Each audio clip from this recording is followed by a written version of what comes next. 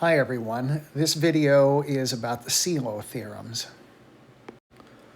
So first I'd like to remind you about the motivation for the Sylow theorems. So we recall Lagrange's theorem, which is about finite groups. It says that if G is a finite group and H is a subgroup, then the order of H divides the order of G.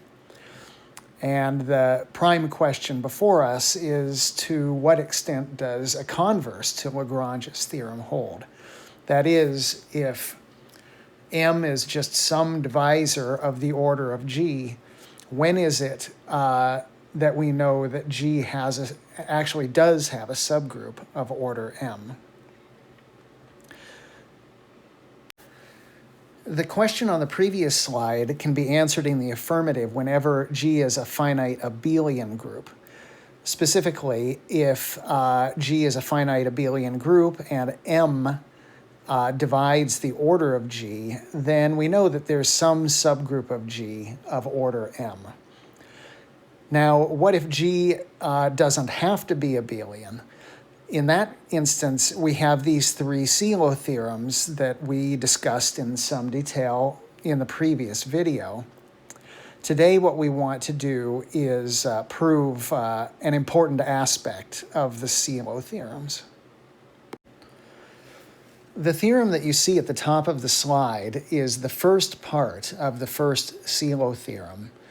And arguably, this is the most important part of the Sylow theorems to prove, because it, maybe more so than any other part of the Sylow theorems, is what allows us to establish those results of the Sylow theorems. Another reason, a good reason for proving this portion of the Sylow theorems, is that this proof in particular makes use of a variety of tools that we learned earlier in the semester. So it sort of makes a good review of a number of aspects of our course. Now, in the statement of the theorem, we are saying, well, okay, if P to the K divides the order of G, then we're claiming that G must have a subgroup of order P to the K.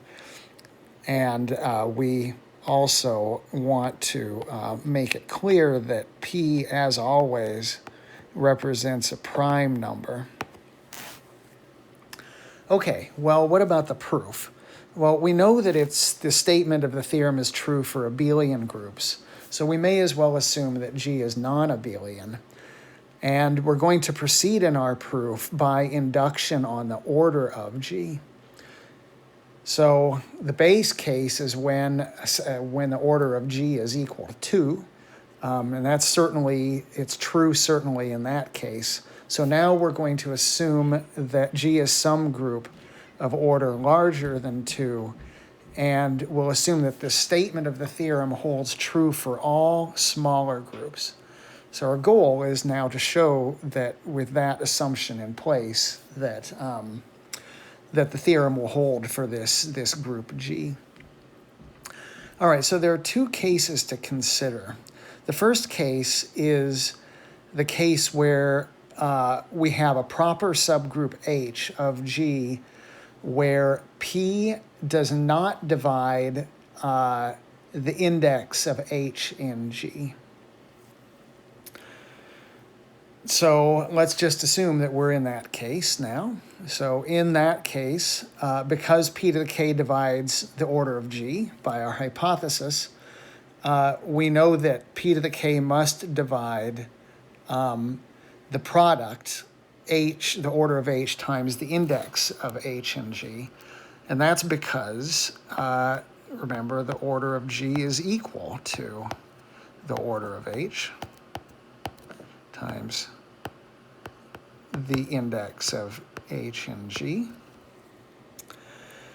However, we have assumed in this case that P does not divide this index here of H and G, and because P is prime, that forces P to the K to divide the order of H. Now, the order of H is strictly smaller than the order of G.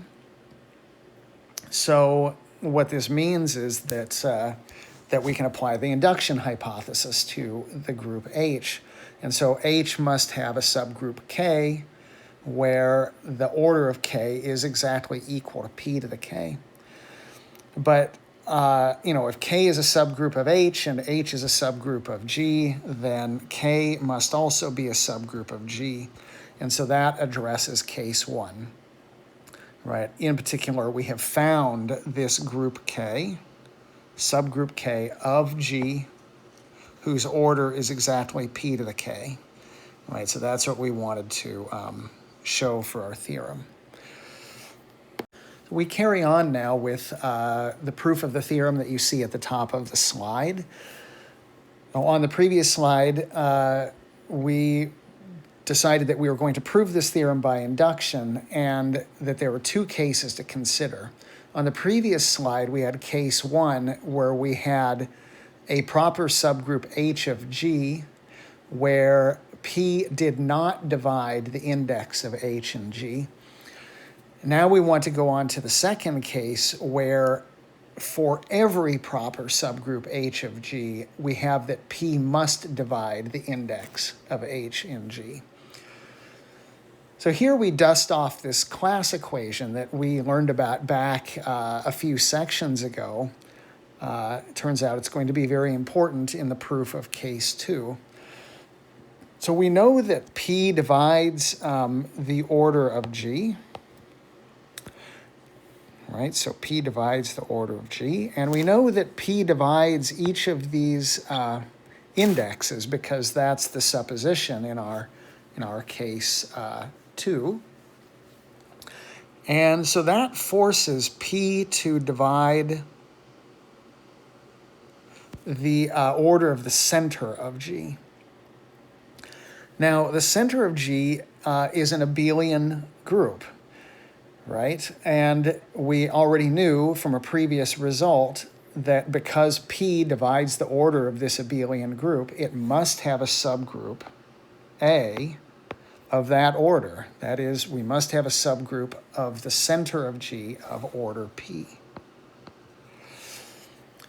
Okay, and further, you can verify that A is actually a normal subgroup of G because A is abelian. In particular, it sits within the center of G. Now, if you look at the size of the quotient group G mod A, that's going to be the size of G divided by the size of A. That's going to be strictly less than G. And we know that P to the K minus 1 is a divisor of the order of that quotient group. So if we put those 2 things together, we can use the induction hypothesis to know that this group, which is smaller than the group G, must have a subgroup J of this order P to the K minus 1. Okay, so we carry on this slide addressing case 2 in the induction proof of the theorem that you see at the top of the slide. So case 2, remember, we are assuming that for every proper subgroup H of G, we have that P divides the index of H in G. So remember on the last slide, we had produced this subgroup A of order P inside of G, and it turns out to be a normal subgroup of G. So that allows us to form the quotient group G mod A.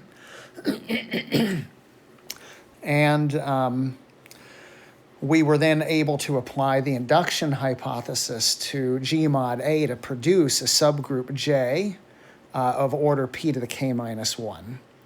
So we pick up where we left off there. Now, we can define a function from G to G mod A by sending little g to the left coset, little g times A of A. And that function turns out to be a homomorphism, and even more than that, it's an onto homomorphism. So that means that if we take J, which is a subgroup of G mod A, and we pull it back using the homomorphism F, we get this F inverse of J, which is a subgroup of G. So F inverse of J lives there in G. So that's due to a result that we learned when we were discussing homomorphisms of groups. And further, if you look at the fundamental homomorphism theorem, we have that this quotient group, F inverse of J mod A, is actually isomorphic to J.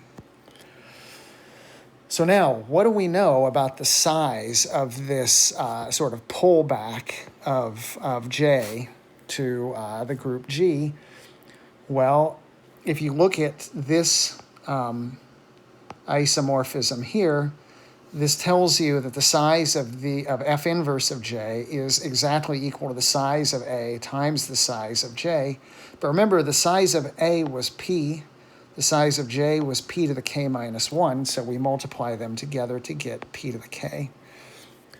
So there we have now a subgroup, F inverse of J, of G, of the desired size, which is P to the K. And that completes our argument for case 2. And therefore, by induction, the theorem at the top of the slide holds.